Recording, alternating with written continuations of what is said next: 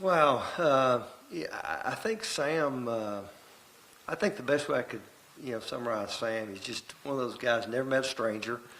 Uh, just wealth of knowledge. I think he had some unique life experiences, some health things. And then not to mention his football career, who he's been around. The innovations and stuff that he had in the game of football that I think a lot of people probably don't even realize.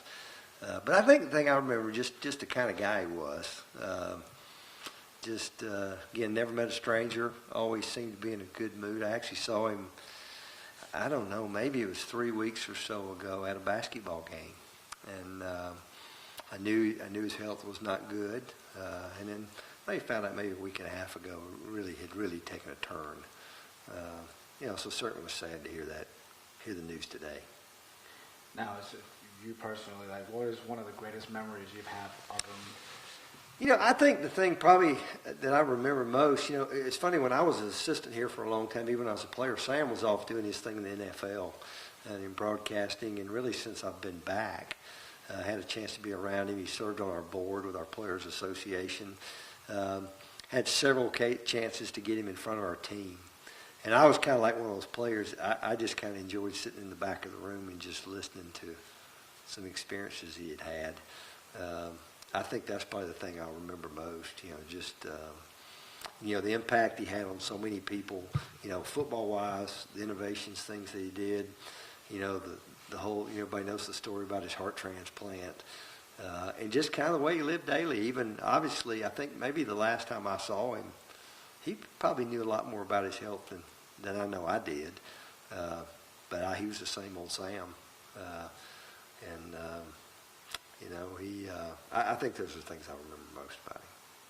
Now, the last time you saw him, did you get to speak to him? I did. He was leaving the basketball game, and I don't know, it was probably middle of December, so I won't say maybe 3 weeks or so ago. He was leaving, and we stood there and chatted for 5 minutes or so, and I knew didn't look great.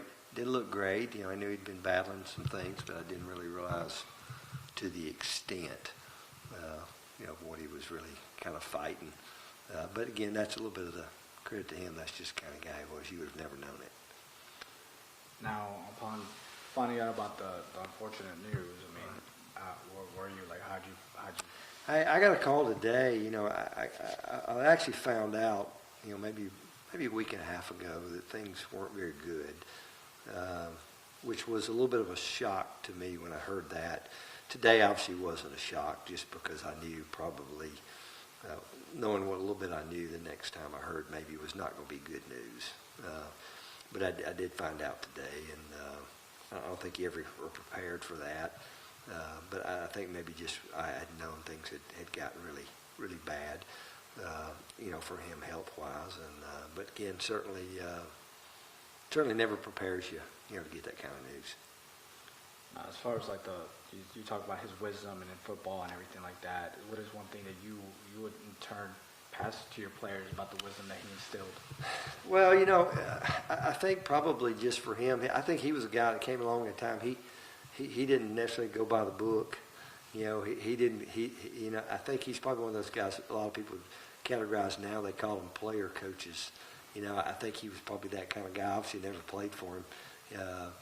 But just some of the innovations that he had in football that, I think for our players it was a little bit of a shock to know, this is the guy that really the no-huddle offense kind of evolved. You think about what the no-huddle offense has done to football at every level. And, just the number of people that he had a chance to be around and coach. And, I think those are the things that probably stand out to be the most. Now, is there anything that I haven't asked you that you'd like to say maybe? No, just that, Sam was one of those guys. Anything we ever asked him to do from a service standpoint, and I know he loved Furman. And I don't just mean Furman football. He loved Furman University. I know what it meant to him and his wife and their family. And just, boy, what an unbelievable example he's been. A representative of our great university, and certainly be hard guy to replace. I'm not sure you can ever replace a guy like that. And again, the experiences he's had. And again, I think that stands out to me just how he treated people, and he's the kind of guy that made you feel like you'd known him a long time, even first time he'd ever met you. Those people to me kind of stand out, and he was one of those guys. Yeah, it's truly a tragedy. It is that. Well, that's it. I appreciate it.